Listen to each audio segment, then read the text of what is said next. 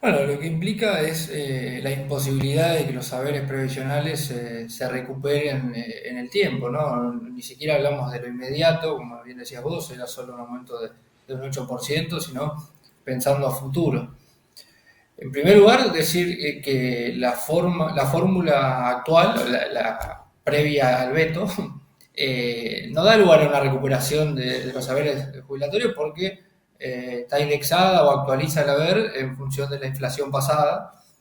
Entonces, es un poco ficticio eso de que plantea Franco, por ejemplo, ¿no? De cuál fue el crecimiento del salario real en lo que va de este año, porque en primer lugar eso es una recuperación y va a ser, va a quedar, es un haber que en términos reales va a quedar fijo y que no va a dar lugar a que pueda crecer. Y en segundo lugar, porque los saberes mínimos contemplan también desde septiembre de 2022 un bono, ¿no? Que es una suma fija que no es actualizado por la inflación. Entonces, en la medida que se actualiza la parte que es el haber mínimo, pero queda congelado el bono, el agregado de lo que cobran los jubilados y jubiladas de la mínima va perdiendo poder adquisitivo en el tiempo, ¿no? El gobierno, bueno, habla para, bueno, llevar al veto de esta ley. Milei lo que hace es mencionar lo que tiene que ver con el déficit fiscal, ¿no? Guardar las cuentas, resguardar las cuentas del país como uno de los principales argumentos que se cansa de decir, no se cansa de decir en cada uno de los medios en los que va. ¿Qué te parece esto? ¿Cómo ves esa política que está llevando adelante? Bueno, es uno de de las grandes causas de la gran caída de la actividad, ¿no? Que estamos atravesando y es una recesión que se profundiza mes a mes. Digo, está originada principalmente en esa reducción del gasto público, de la obra pública, de ajuste en el haber real de los jubilados y jubiladas, del ajuste en los salarios públicos. Eso da lugar a que haya menos consumo en la economía, eso trae aparejado menos inversión y por ende una recesión que se profundiza mes a mes, ¿no? Después, particularmente, la implicancia del proyecto de ley vetado para el gasto público, está claro que a futuro la fórmula no era explosiva y por lo tanto no comprometía seriamente incluso esa meta insisto, es un problema para la Argentina, pero aún así no comprometía la meta del equilibrio fiscal.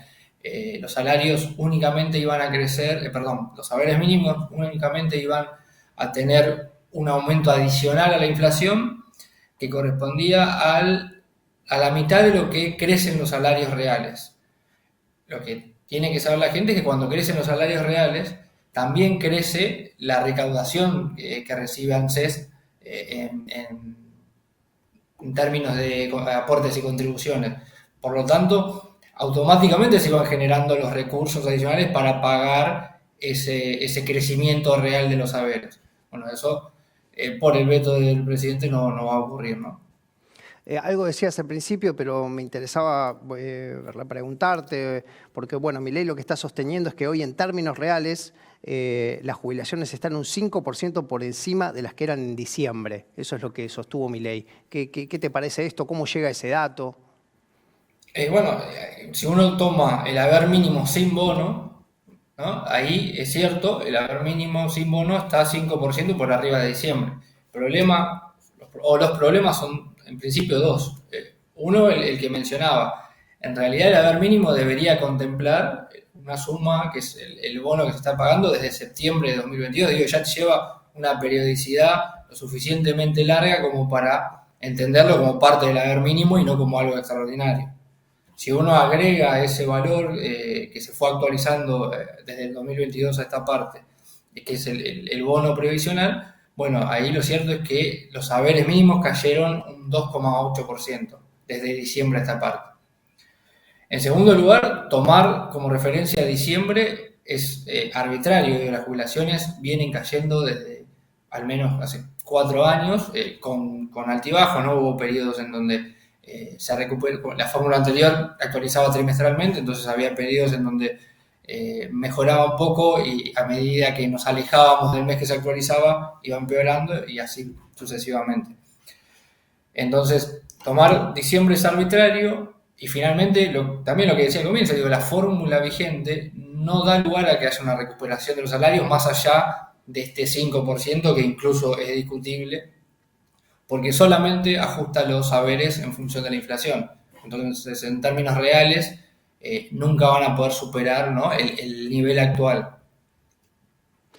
¿Cómo estás viendo la política antiinflacionaria que intenta llevar adelante el gobierno de Milei? En el último mes fue del 4%, bueno, habíamos tenido un 25% en diciembre, un 20% en enero. ¿Cómo estás viendo la sostenibilidad de esta política?